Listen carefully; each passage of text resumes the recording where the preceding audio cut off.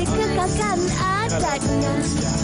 Dihormati, disayangi, disanjungi.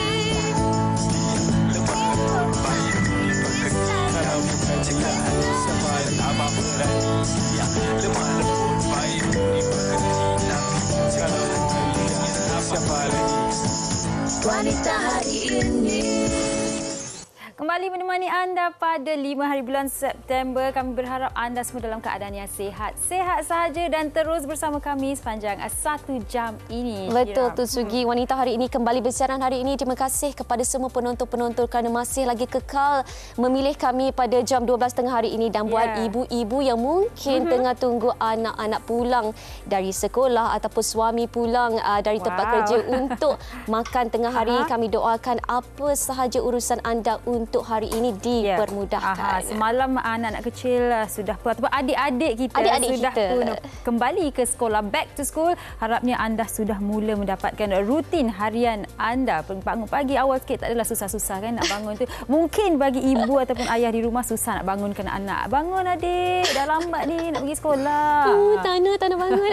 Harapnya tak ada yang tertidur ya pagi hari ini ataupun semalam. Tapi apapun seperti yang Syira katakan, harapnya semuanya berjalan dengan lancar buat anda. Betul tu. Okey, hari ini hari Selasa, Rabu, Khamis. Mungkin ada dalam kalangan kita yang dah pun buat perancangan awal untuk aktiviti hujung minggu dan sebagainya. Ingin kami kongsikan kepada anda semua Karnival Jom Heboh yang bakal berlangsung di Kelantan minggu ini. Dan buat warga Kelantan dan mereka yang berada di sekitar Pantai Timur, jangan lupa untuk datang beramai-ramai ke booth kumpulan wang simpanan pekerja KWSP di RTC Tunjong, Kota Baru, Kelantan pada 7, 8 dan 9 September ini. Pelbagai perkhidmatan dan informasi berkenaan produk-produk KWSP boleh anda dapati sepanjang karnival ini bermula jam 9 pagi hingga 9 malam. Dan selain itu Syira dan penonton, pelbagai acara menarik yang akan disediakan seperti aktiviti kanak-kanak bersama Cik Mamat Badut, permainan claw machine yang memberikan anda peluang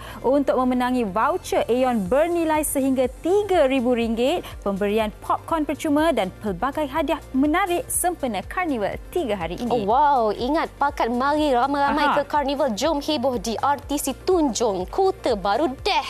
Datang beramai-ramai, rakan kita insya-Allah ramai-ramai akan berada di sana. Bella, jom kita saksikan paparan berkaitan dengan Karnival Jom Heboh ini. Apa khabar semua orang Pantai Timur? Pada yang mana kijo tu? Tak kira lah kijo dengan opih ko, kijo sendiri ko. Pakak mari ke booth kumpulan wang simpanan pekerja KWSP di RTC Tunjong, Kota Baru. Kat sana nanti boleh main claw machine. Mana tahu kok dapat voucher bernilai RM3,000. Bukan tu ya. Ramai artis akan ada sana. Dan nanti boleh dapat free popcorn juga. Ingat pakak mari dah ramai-ramai ke Karnival Jom Heboh di RTC Tunjong, Kota Baru pada 7, 8 dan 9 September ini. Kenapa ni Syira? Tiba-tiba muka awak nampak masam semacam. Okey tak Sugi, cuba awak tengok kawan saya ni, dia lepak-lepak selalu. Dah saya bukan kali pertama tahu. Dah banyak kali dah saya perasan dia lepak-lepak ke dia dah tak ajak saya. Kalau dulu Sugi dia memang akan call saya untuk ajak. Sekarang ni macam kenapa awak mesej dia tak balas langsung? Dia send je awak, dia blue tick je kita awak. Alamak, sedih. Kamu awak lupa awak ke? Boleh jadi sama ada dia lupa saya ataupun dia dah tak nak kawan ke. Tak tahu lah apa salah saya. Mungkin penonton boleh bantu Syira macam mana Syira boleh orang kata mengatasi masalah ni. Mungkin anda kat rumah pun ada situasi di mana kawan anda lupakan anda. Saya yang rasa sedih. Syira, awak pernah ada tak situasi ni? Saya tak pernah. Harapnya takkan ada jugalah. Dan itu yang kita nak kongsikan untuk hari ini. Itu membawa kepada topik kita pada hari ini, iaitu kawan lupa kawan. Kata orang kawan untuk kita bergembira ni ramai Sugi. Tapi kawan untuk sama-sama kita jatuh, kawan waktu kita bersedih tu mungkin 1 dalam 1000. Saya pernah juga terbaca artikel yang mengatakan bila kita ada seorang sahabat baik yang bersama kita sewaktu kita susah dan senang, ianya adalah sebuah anugerah yang cukup indah yang harus kita hargai. Tapi ialah macam Syira katakan, kadang-kadang tidak semua orang bersama kita sewaktu kita susah dan senang. Dan manusia ni adalah lumrah untuk kita berubah. Dalam bahasa Inggeris, change is the only thing that's constant. Perubahan adalah sentiasa berlaku. Jadi kami nak mengajak anda untuk mengupas topik pada hari ini, kawan lupa kawan. Kalau anda ada sebarang pengalaman ataupun anda melupakan kawan anda atau anda dilupakan kawan anda, terus ke Facebook kami di Wanita Hari Ini. Jangan lupa untuk follow kami di Instagram dan juga TikTok di WHITV3. Sebelum itu kita nak berhenti berehat seketika. Anda jangan ke mana-mana. Jangan lupa kami. Wanita Hari Ini. Wanita hari ini. Baik, kembali bersama kami dan ramai dalam kalangan anda telah berkongsi komen-komen anda di Facebook. Jadi nak mulakan dahulu dengan membaca komen daripada Halijah Hanif. Katanya, salam WHI, salam syariat Sugi dan Syira. Hai. Kawan selalu sahabat, pasti diingat sangat. Okey, saya dulu kawan baik yang tolong ambilkan borang, setelah diisi tolong post pula. Baiknya kan hingga awak. saya dipanggil untuk temu duga dapat jadi cikgu. Wow. Tak lupa seumur hidup. Zuriati Darus, anda terbaik. Wow, ini antara kisah yang cukup orang kata manis, tetapi ada juga dalam kalangan kita yang ada kisah yang pahit bersama dengan kawan. Ya, Syira, dan di studio kita bersama dengan Encik Amin Idris. Ya, saya. Selaku perundi motivasi kita. Sihat. Sihat, alhamdulillah. Okey, spek baru ke tu? Ya. Spek baru ke tu? Spek lama baru lap. Patutlah nampak macam baru. Okey, baik Tuan Amin, kita nak mulakan perbincangan tengah hari ini. Tapi sebelum tu saya nak tanya dulu, pernah melupakan kawan atau pernah dilupakan kawan? Saya pernah dikhianati Oh, kawan. no. Itu lagi sakit tu. Oh, itu saya rasa antara kenangan hidup yang tak dapat dilupakan lah. Sebab dia seorang agamawan. And bila jumpa kita, dia peluk, apa khabar sahabat semua kan. Tapi rupa-rupanya dia tikam kita di belakang. Ya Allah. Ibarat ditikam di belakang. Ya, betul. Sakit tu Tuan Amin. Okey, baik. Berbalik kepada topik kita pada hari ini. Apa agaknya yang boleh kita klasifikasikan atau boleh kita faham mengenai sahabat sejati? Tuan Amin, silakan. Dalam dipanggil lingkaran kehidupan kita, lingkaran persahabatan kita, dia ada beberapa jenis manusia tau. Paling basic ialah pertama kenalan. Okey.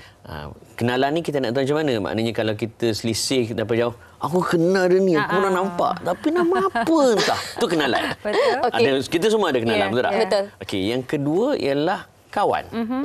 Kawan ni kalau dia ajak kita lepak makan tengah hari sama, okeylah. Ya. Kita nak kata no pun tak, kadang-kadang nak kata no pun boleh, nak kata ya pun boleh.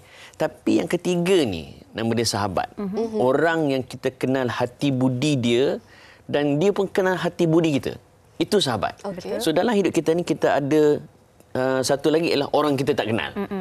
So yang kita nak bincang sekarang adalah sahabat. Yeah. Bukannya kawan, bukannya kenalan. Okey. So sahabat ni sebenarnya kalau kita tengok research, saya ingat masa saya ambil kaunseling dulu, master dalam kaunseling, bila kita bincang tentang psikologi manusia, kan dia ada seorang yang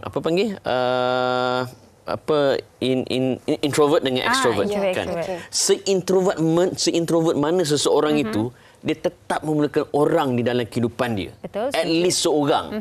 Maksudnya kita memerlukan seorang sahabat. Cumanya sahabat yang bagaimana? Sebab ada sahabat yang dia membantu sahabat dia untuk naik ke atas. Ya. Dengan dia pun tak letak pun kepentingan dia.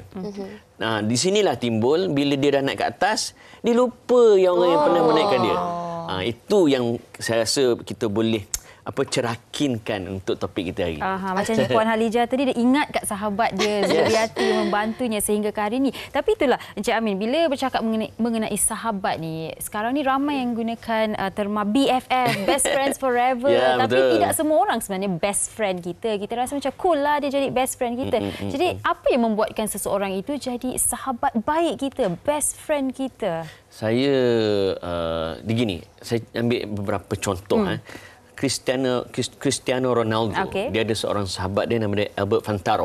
Okey. Ketika dia panggil audition lah, ketika pemilihan untuk main bola sepak peringkat profesional, dua ni kawan baik.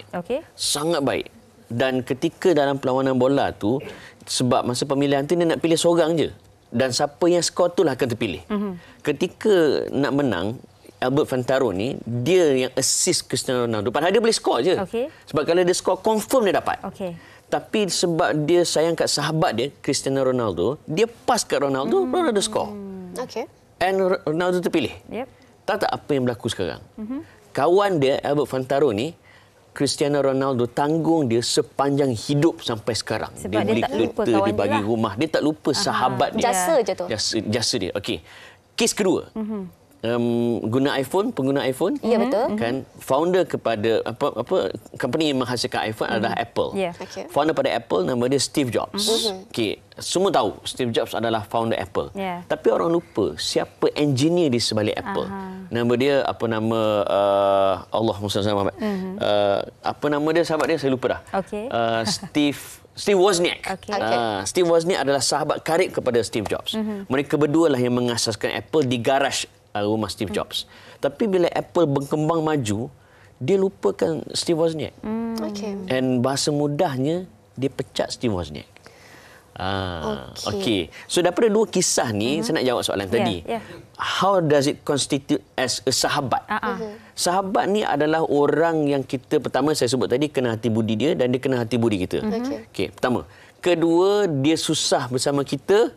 Dia senang pun bersama kita. Masih lagi. Kalau lebih accurate secara terbalik. Dia senang bersama kita, susah pun bersama kita. Okay. Sebab tu orang tu kata, nak kenal sahabat tu sahabat ke tak, tengok masa kita tengah susah. Betul. Bila kita senang, ramai yang hashtag dan claim sahabat betul kan? Betul tak?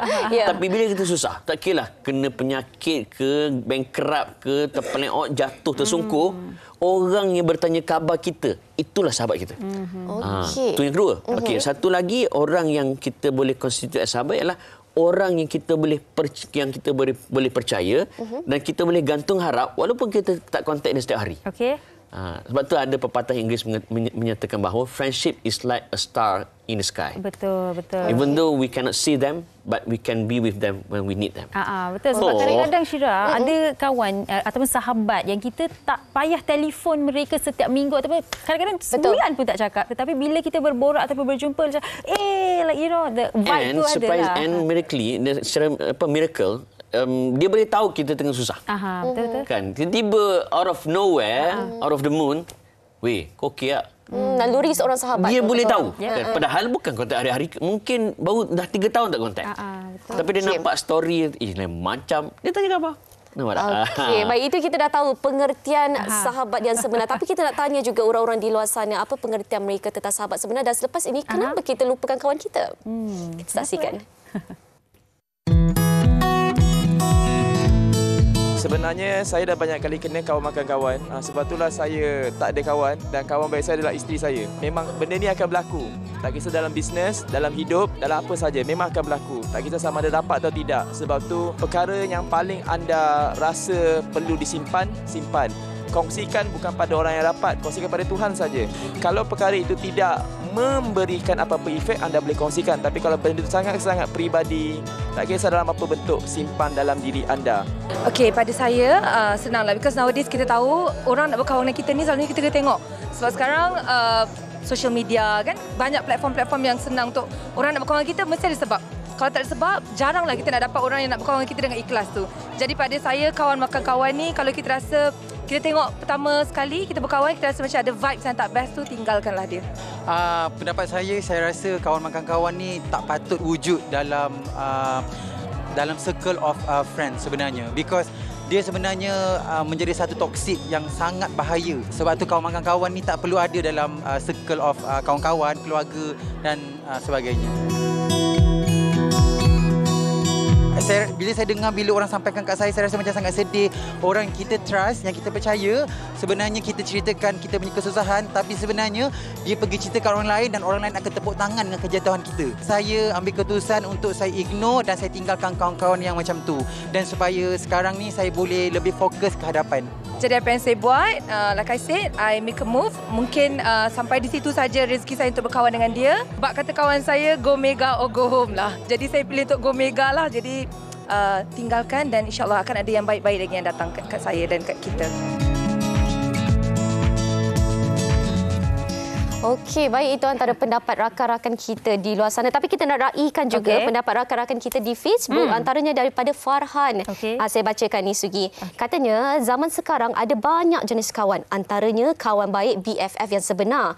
Kawan tipu, kawan manusia dua muka, kawan jahat, kawan masuk syurga, kawan masuk neraka, kawan datang jumpa bila kita perlukan, kawan lupa bila kita tidak diperlukan. Kita perlu berhati-hati bila nak pilih orang sebagai kawan. Ada satu lagi, ini luahan perhatian perasaan ke macam mana ni Farhan? Curhat betul ni. Satu lagi, kawan lupa kawan ni biasanya terjadi bila kawan tu sudah jumpa kawan baru. Dia terus lupa kawan lama kita. Ini antara situasi yang berlaku. Tadi sebelum kepada perbincangan tadi, kita dah dengar antara situasi indah dalam persahabatan. Akan tetapi yang indah-indah ni boleh jadi episod luka. Episod luka. Kenapa dah indah ni kita boleh lupakan kawan, Tuan Amin? Ada 4 situasi. Pertama, apabila kita bertemu dipanggil replacement. Situasi tadilah. Kita jumpa kawan yang kita rasa ngam dengan kepentingan kita. So kawan yang lama tu kita lupakan. Itu pertama. Kedua, berlaku kawan lupa kawan apabila disebut sebagai over complacent. Dia terlalu selesa dengan apa yang dia ada sekarang dan dilupakan kawan dia yang susah dulu. Bila over complacent, dia lupa yang tu and then dia berjumpa pula dengan yang baru, seterus dia lupa yang lama. Nampak? Itu over complacent. Dia ada yang 3 ni. Bila dia rasa over insecure. Contoh, kawan tu bantu dia untuk naik. Kawan tu bantu dia untuk kerja. Kawan tu bantu untuk apa sahaja. Dan dia tahu kawan tu terror.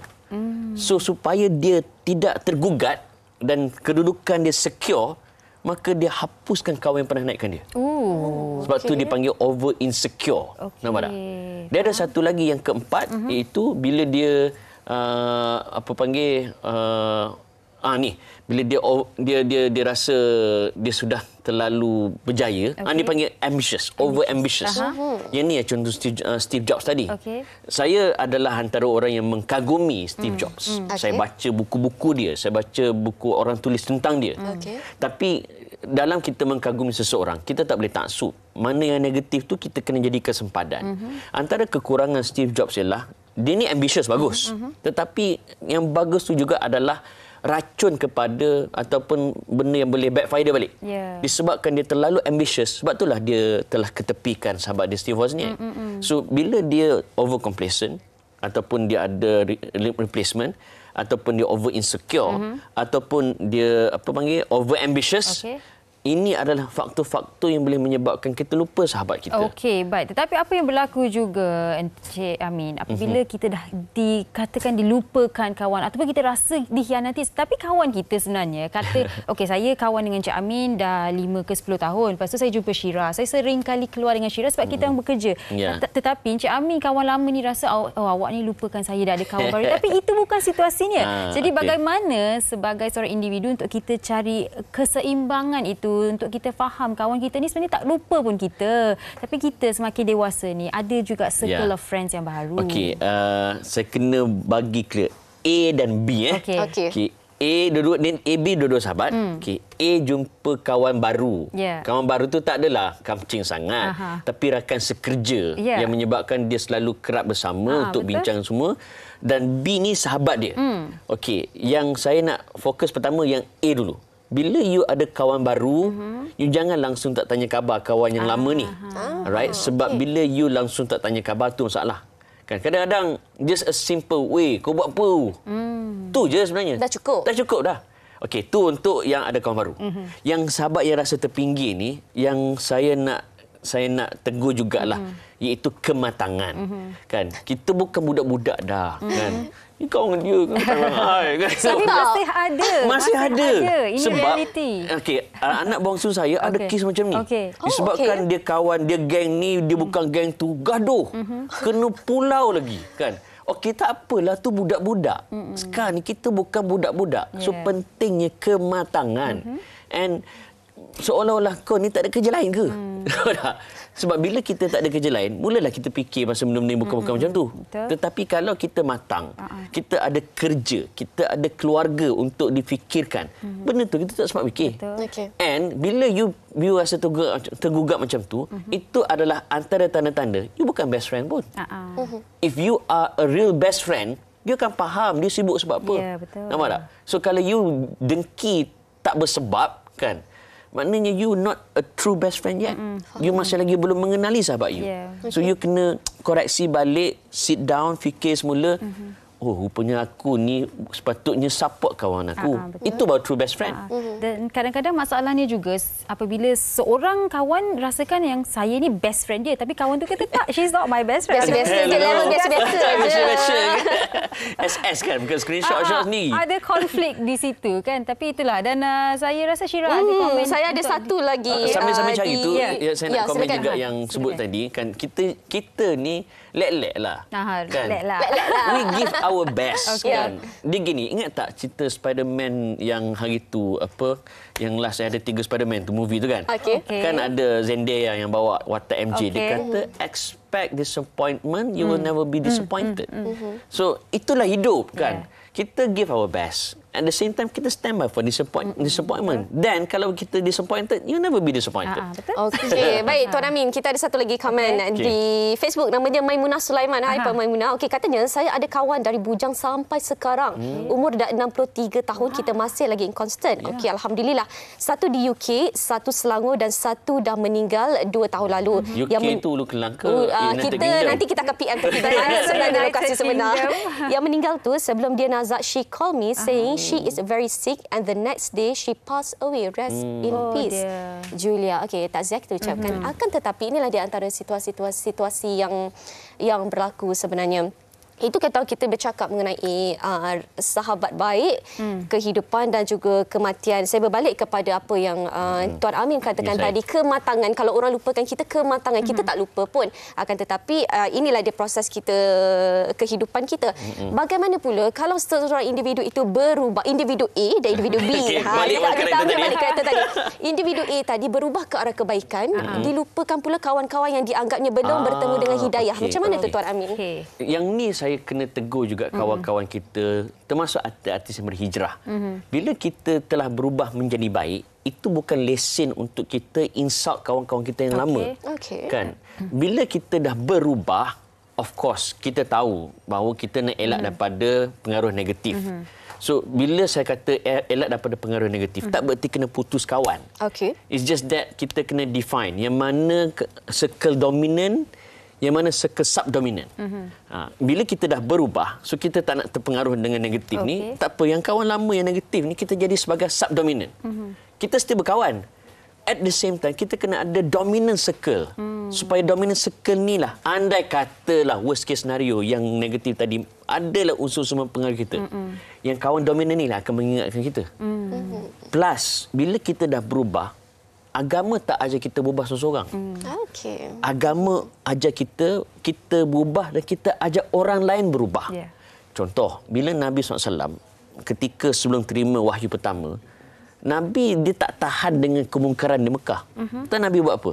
Nabi bersendiri di gua. Nabi me time lah kan. Sebab dia tak suka kemungkaran. Tapi the moment Nabi terima wahyu, Allah Ta'ala sebut, kum fa'anzir, bangkitlah dan turun berikan peringatan kepada orang lain. Maksudnya turun kepada masyarakat, bergaul dengan mereka. Bukannya duduk sorang-sorang, nampak tak? So, poin saya ialah, bila kita menjadi seorang sahabat, kita berubah jadi lebih baik, lebih positif. Yang kawan tak berubah ni, kita terus berkawan. Dengan motif iaitu mudah-mudahan dia mencontohi kita agar dia pun jadi baik. Sebab kalau kita putus, dia akan kekal dalam dunia tu lah.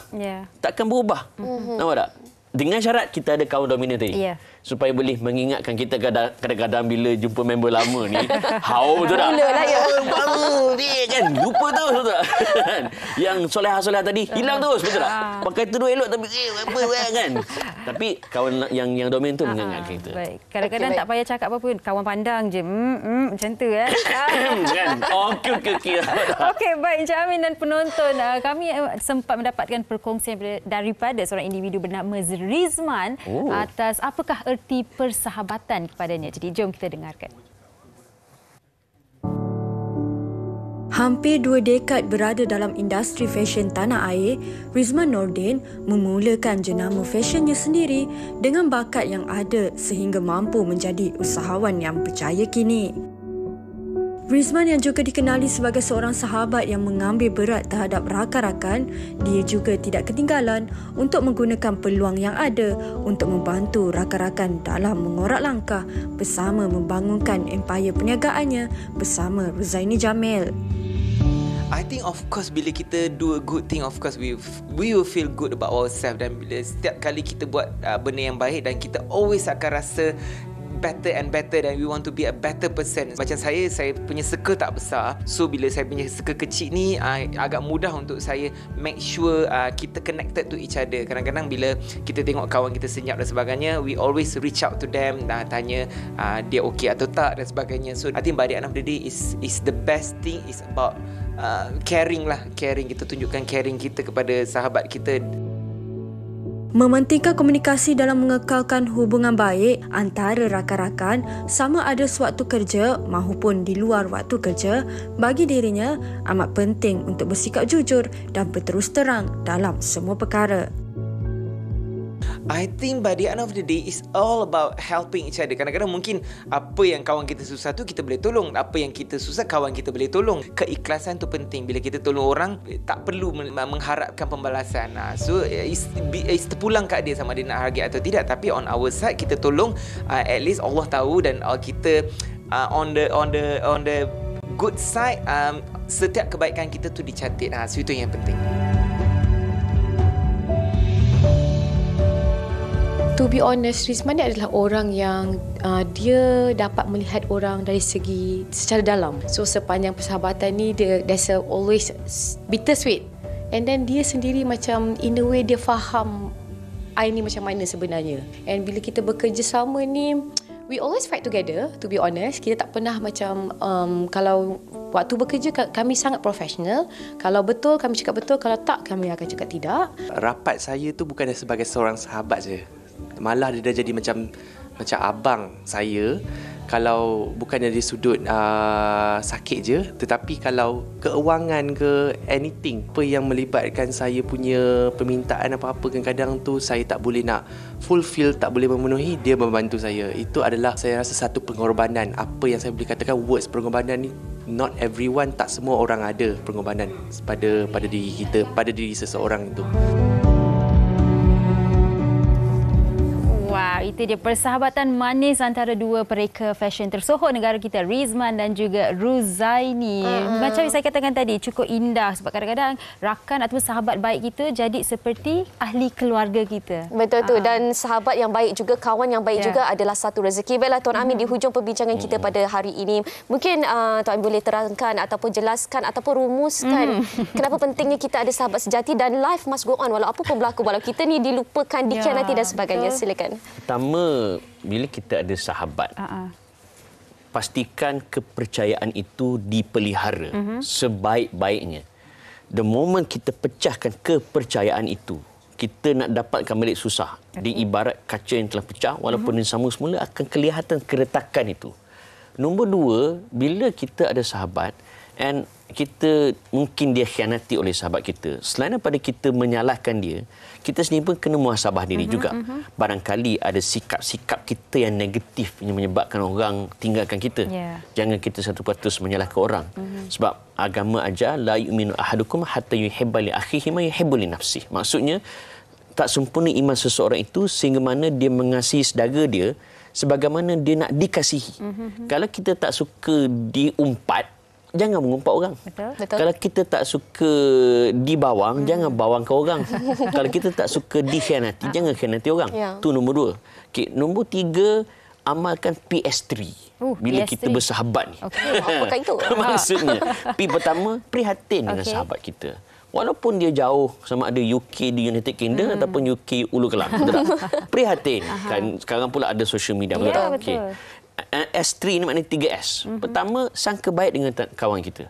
Jangan cepat menghukum. Kadang-kadang what we see is more than meets the eyes. Kita nampak tu belum tentu apa yang kita nampak. Mungkin ada cerita di sebalik itu. Betul. Sangka baik. Kedua, sayang. Kan? Ketiga, sentiasa mendoakan. Okey, saya tambah PS4 lah. So, yang keempat ialah saling memahami. Sahabat yang baik adalah sahabat yang memahami, bukan menghukumi. And last but not least, andai kata worst case scenario lah, berlaku perbalahan kan. Tak apa, amalkan PS4 tadi, sangka baik semua dan sebagainya. Sebab manalah tahu, mungkin sekarang kita gaduh. 4, 5, 6 tahun balik, kita akan sedar semula. Mungkin kematangan akan datang balik.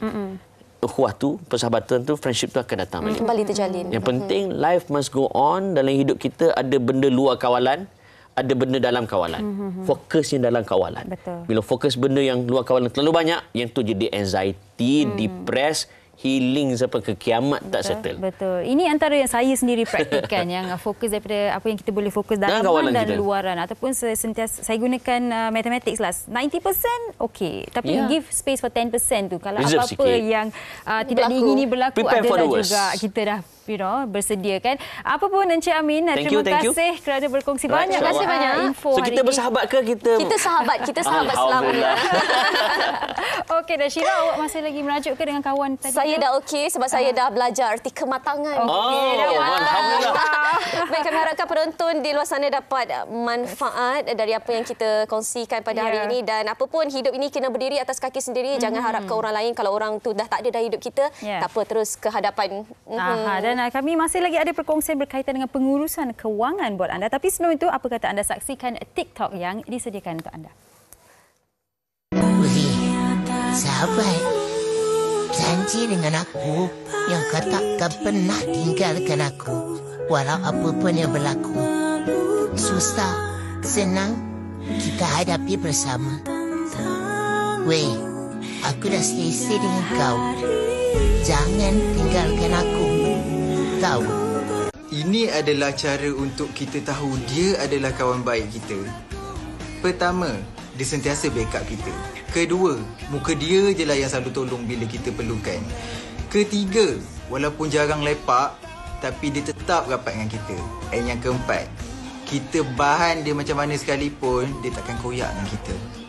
Baik, terima kasih kerana masih lagi bersama dengan kami. Dan tadi saya dah war-warkan kepada anda yang hari ini kami nak berkongsi bersama dengan anda berkaitan dengan kepentingan pengurusan kewangan. Sebab seperti mana yang kita tahu, pengurusan kewangan ini boleh memudahkan kehidupan kita seharian. Kita lebih celik, bolehlah kita jimat sedikit. Bila nak berbelanja tu kita tahu apa yang boleh dibelanjakan dan sebagainya. Dan hari ini kita bersama dengan seorang individu yang cukup istimewa, yang mahir dalam bidang ini. Kita bersama dengan yang bahagia Datuk Nurliza Abdul Rahim daripada sebagai pengerusi Perbadanan Tabung Pendidikan Tinggi Nasional PTPTN. Sihat, Datuk? Alhamdulillah, terima kasih. Okey, baik Datuk. Saya nak mulakan dengan bertanya kepada Datuk. Kita semua tahu Datuk ni seorang individu yang mempunyai pendidikan dalam perancangan kewangan. Dan mungkin Datuk boleh kongsikan pendapat Datuk dalam sektor peranan wanita dalam menguasai ilmu kewangan.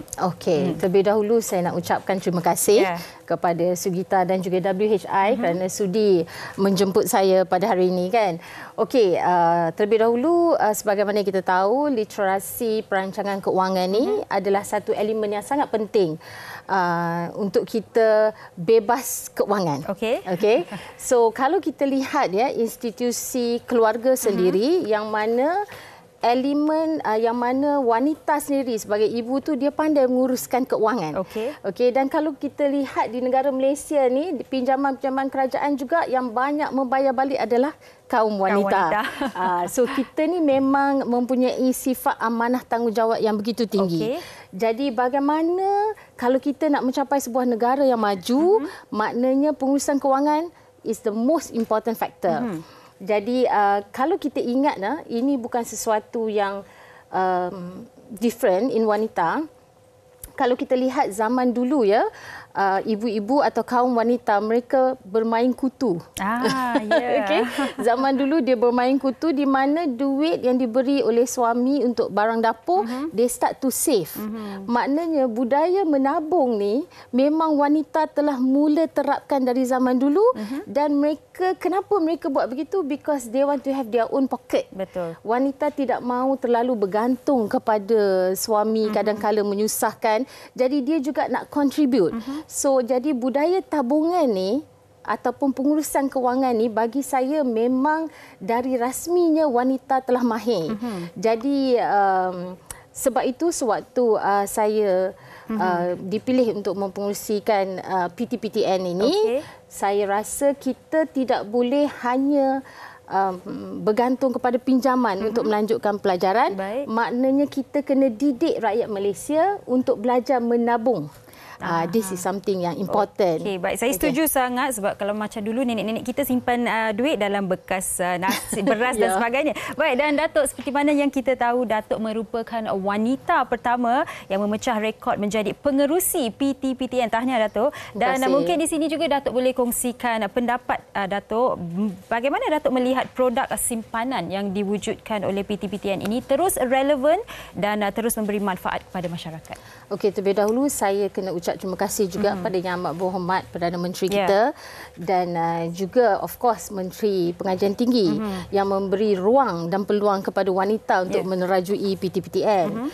Jadi sebagaimana yang saya maklumkan lebih awal tadi, kita di PTPTN ini dulu semua orang kenal PTPTN adalah pinjaman untuk melanjutkan pelajaran. Baik.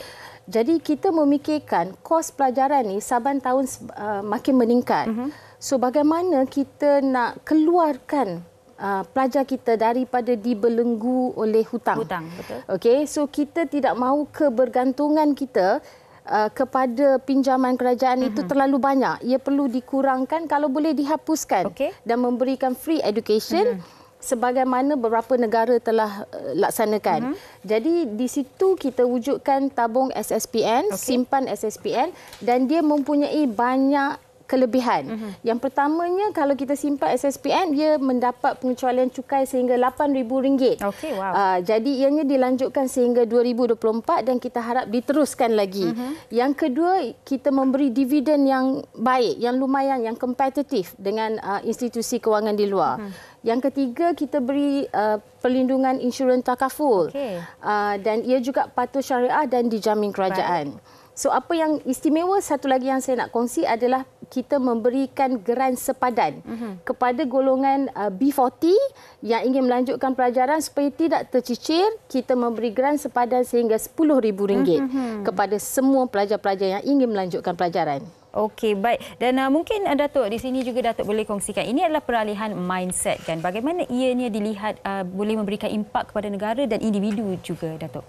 Okey, kita nak transform mindset kita daripada meminjam kepada menabung adalah bukan sesuatu yang mudah, tetapi it has to start now. Jadi di sini PTPTN mengambil inisiatif. Kita juga nak memastikan bahawa kita memudah carakan kepada rakyat Malaysia. Kita menggalakkan rakyat menabung seawal usia sehari supaya apabila mereka mencapai 18 tahun, they will get a free education. Dan kita menyediakan aplikasi digitalization now. So we have My PTPTN yang mana aplikasi ini boleh diguna pakai supaya tak perlulah mereka nak pergi ke kaunter, ke pejabat. Maka through handphone sahaja mereka boleh menggunakan aplikasi ini untuk menambah deposit ataupun membayar pinjaman PTPTN dan juga promosi-promosi kita, insya-Allah. Baik, dan saya pasti mereka boleh mendapatkan info-info yang lebih lanjut di laman-laman PTPTN ataupun di kios-kios dan sebagainya. Baik, kami nak ucapkan terima kasih sekali lagi kepada Yang Bahagia Datuk Nur Liza Abdul Rahim selaku pengurusi Perbadanan Tabung Pendidikan Tinggi Nasional PTPTN. Terima kasih Datuk. Dan anda di rumah jangan ke mana-mana, kita akan berhenti berehat seketika, kembali selepas ini. Wanita hari ini. Wanita hari ini.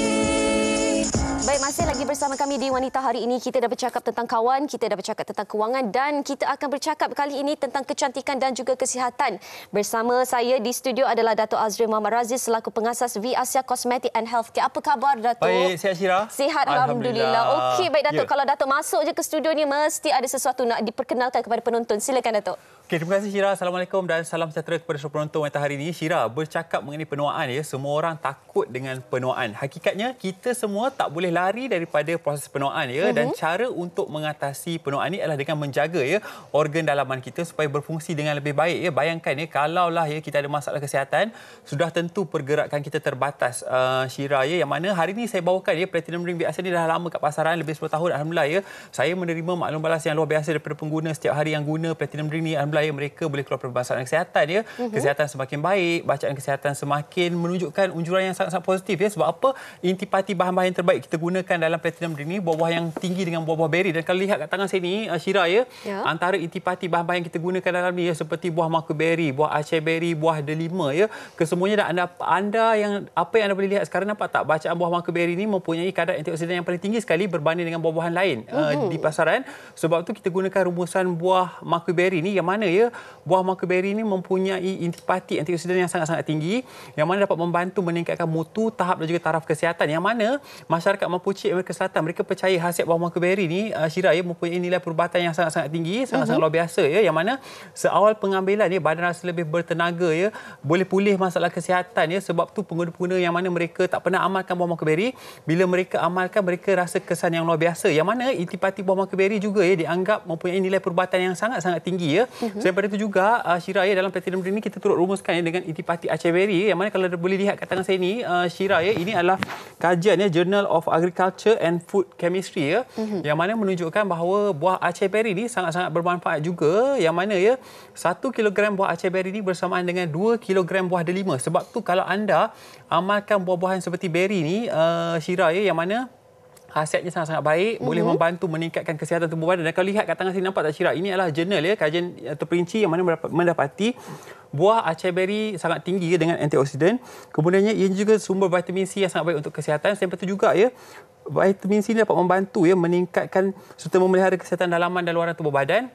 Dan paling penting ya, buah acai berry juga dapat membantu menetralkan paras gula yang berlebihan dalam tubuh badan, Syira. Jadi sangat-sangat bagus. Sebab tu ya, kalau pengguna-pengguna mereka amalkan platinum drink ni, mereka lebih baik kesihatan tubuh badan ya.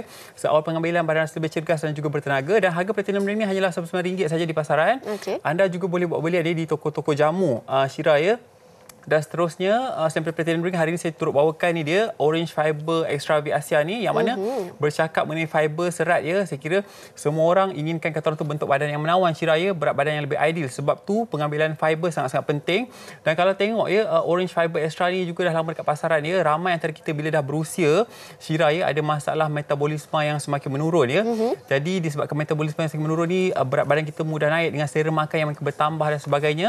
Jadi kalau lihat kat TV ya, dengan pengambilan makanan segera, makanan berminyak dan sebagainya, kita akan berhadapan dengan pelbagai ancaman kesihatan juga, Syira ya. Jadi secara tak langsung ya, perkara yang membimbangkan, susah untuk berfashion, kemudiannya kata orang tu fizikal tak menawan. Dan saya kira ya, pengambilan serat sangat-sangat penting ya, yang mana WHO mencadangkan pengambilan serat yang mencukupi adalah 25 hingga 40 gram serat setiap hari ya, tetapi rakyat kita hanya mengamalkan kurang daripada 10 gram serat setiap hari. Dan kalau tengok kat kaca TV ya, disebabkan oleh pengambilan serat yang sangat kurang ni, kita susah dapat fashion, pakai baju pun terpaksa besar ya, berat badan dah lagi tak menawan, berat semakin naik ya, bagi buncit dan sebagainya. Dan juga Syira ya, pengambilan Orange Fiber Extra ni saya sangat cadangkan untuk anda yang berat badan melebihi 70 kg, yang mana ya seawal 4 hingga 8 jam pengambilan, anda akan ketandas untuk menyingkirkan lebihan makanan tak terhadam, dan secara tak langsung ya, badan kita akan rasa lebih ringan dan berat badan kita akan lebih mudah ya, dapatkan berat badan yang lebih ideal, Syira ya. Dan juga sangat-sangat bagus untuk anda yang ada masalah sembelit, susah untuk lawas. Dan kalau anda berat badan kurang daripada 70 kg, boleh dapatkan Apple Fiber Extra, harga RM36. Dan berat badan melebihi 70 kg, dapatkan Orange Fiber Extra ni, harga dia RM40. Dan juga sangat-sangat baguslah, Syira. Kalau saya suka minum setiap kali selepas makan berat. Sebab apa? 4 hingga 8 jam saya akan ketandas, akan flush, semuanya akan keluar. Sebab apa? Fiber ni dia akan perangkap segala minyak, lendir-lendir, toksin-toksin semua akan keluar melalui proses pelawasan. 4 hingga 8 jam kita akan ketandas, Syira ya. Yang mana Syira saya juga nak tunjuk kepada penonton ni, yang mana serat ni sangat-sangat baik untuk kesihatan tubuh badan, yang mana saya dapat demo kepada penonton ya, wanita hari ni. Mungkin sekejap lagi anda boleh lihat, Syira ya, kat tangan saya ni saya nak tuang dalam gelas ni, yang mana berisi gelas dan juga minyak. Dan kalau lihat ya, sekejap lagi minyak ni dia akan fiber ni dia akan perangkap segala minyak ni, akan bawa ke bahagian bawah ya. Sebab tu fungsi fiber ni sangat-sangat bagus ya untuk membersih segala kata orang tu kotoran, usus, dinding usus, semuanya akan bersih ya seawal 4 hingga 8 jam. Kejap lagi anda dapat lihat ya, dia akan turun ke bahagian bawah. Dan Syira, sampai tu yang terakhir hari ni saya bawa hari Bengkong Perawan.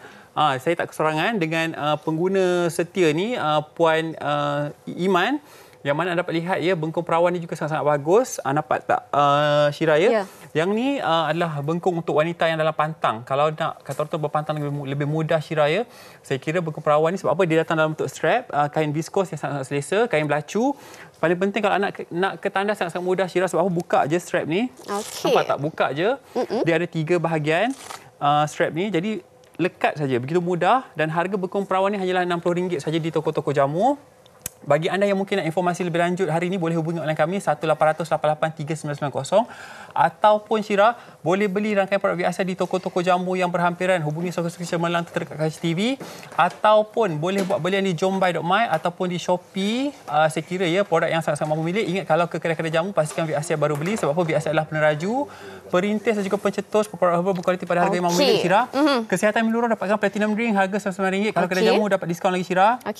Orange Fiber Extra ni kalau dapat lihat sekarang ni kat tangan sini Syira nampak tak? Dah perangkap semua minyak ni ke bahagian bawah. Baik. Sangat bagus, harga RM40. Kalau kedai jamu pun ada diskaun dan juga Bengkong Perawan ni harga dia RM60 saja di toko-toko jamu. Terima kasih Syira dan jumpa lagi insya-Allah. Terima kasih banyak-banyak Datuk. Seronok dengan penjelasan Datuk, tapi itu saja masa yang kita ada dan rakan saya, sahabat saya di sebelah sana ada sesuatu yang ingin dikongsikan buat anda. Set kita beres, Dok. Ini cubaan saya untuk berkecek Kelantan apapun bersempena Backwah Babas. Mari set kita pakat ramai-ramai ke Karnival. Jom heboh Babas dan berpeluang dapatkan pelbagai hadiah dan pack-pack produk Babas secara percuma bermula 7 sehingga 9 September ini di RTC Tunjung, Kota Baru, Kelantan. Dan jangan lupa juga dapatkan pack nasi gulai kawah Babas percuma di Karnival Jom Heboh Babas. Jumpa sana, dek. Tak tahulah betul ke tak saya kecek Kelantan. Tapi apa pun jangan lupa ke Karnival Jom Heboh Babas. Dan kita akan berhenti berehat seketika. Kembali selepas ini di WHI. Wanita hari ini. Wanita hari ini. Baik, masih bersama kami di Wanita Hari Ini. Okey, selesai untuk hari ini. Alhamdulillah, dan esok Wanita Hari Ini akan kembali bersiaran dengan topik kita, penderaan nak percaya pada siapa. Ya, jadi jumpa esok seperti biasa jam 12.30 hari. Jaga diri. Terima kasih. Bye-bye.